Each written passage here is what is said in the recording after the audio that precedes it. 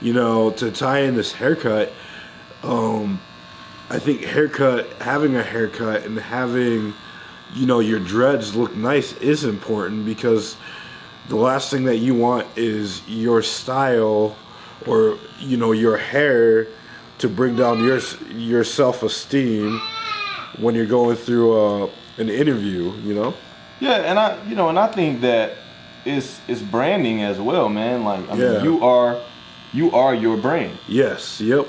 And when you think about it like that, it's like, okay, what do I need to do to put my best foot forward for my brand at all times?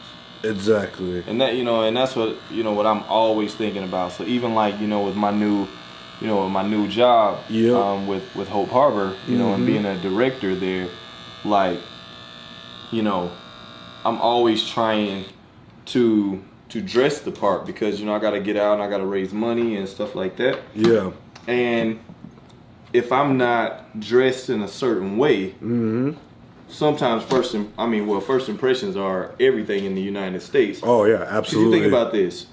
What does people's Instagram look like? They're not putting the videos on there where they dress like me, and they got the the bed clothes on. Yeah. They in there, in Versace that they can't afford, and and all that crazy stuff. Yeah, so, absolutely.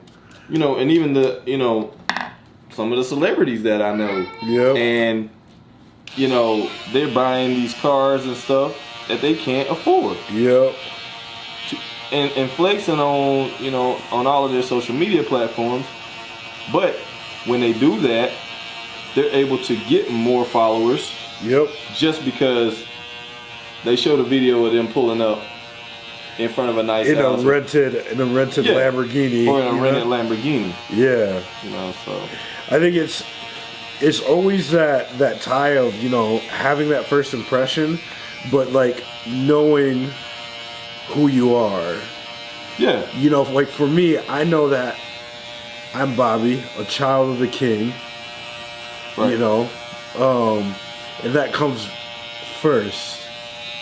And so, but it's how I present that, especially in meetings and stuff. I had a couple of meetings last week where I had to put a collared shirt on,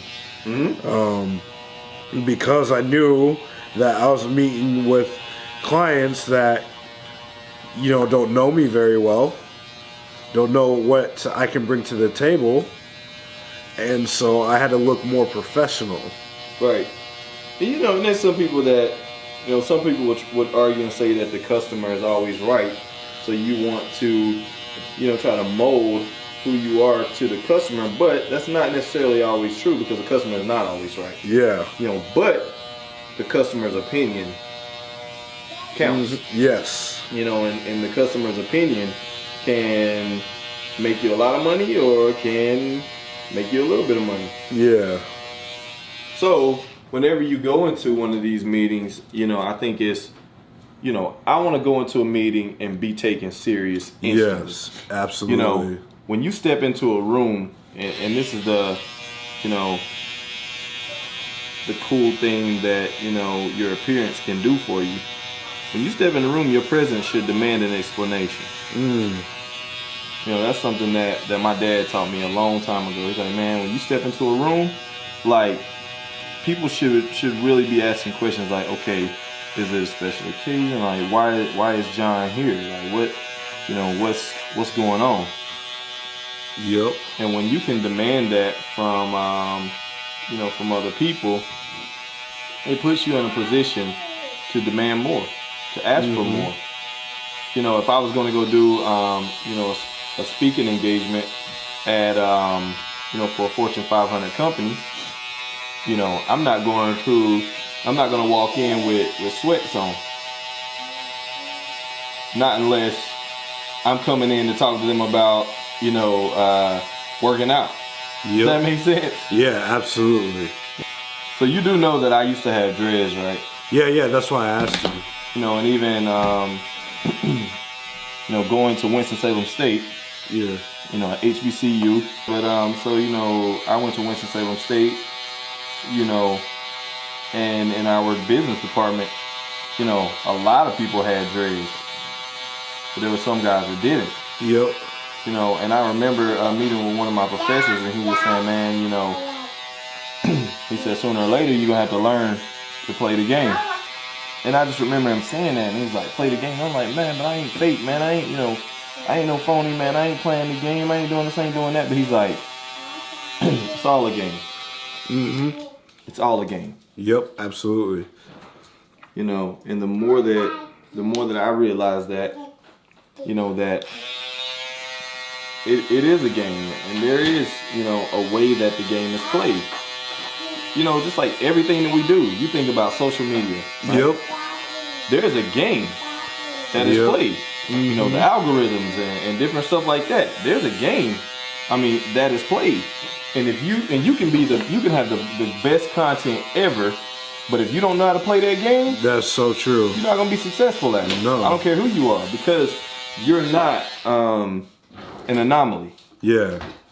Does that make sense? Yep, absolutely. And so with that being said, you know, I think usually what I see with guys, you know, take Steve Harvey. Yep. All right, how does Steve Harvey wear his hair now? The bald head. Yep. Mm-hmm. Okay, why does he wear the bald head now? Because with the box, with the you know, box top, you know, with the crazy shape up, you know what I'm saying? Oh yeah. He wasn't gonna be taken serious. No. I mean, you think about the suits that he used to wear. Yep. Versus what he wears now. You're not gonna be taken serious in, Yep. in some of those kind of suits. And so, you know, he changed up his whole entire style, and we're constantly in a process of reinventing ourselves. Yep. And if you stop reinventing yourself, you'll die off and you'll become irrelevant. Yeah. You know, back when I had dreads and I was playing football and all that, like, you know, that's who I was. Mm-hmm. But then, you know, I got this business degree, and then when I stepped over into the business world. business world, you know, I had to learn the rules of that game. Yep.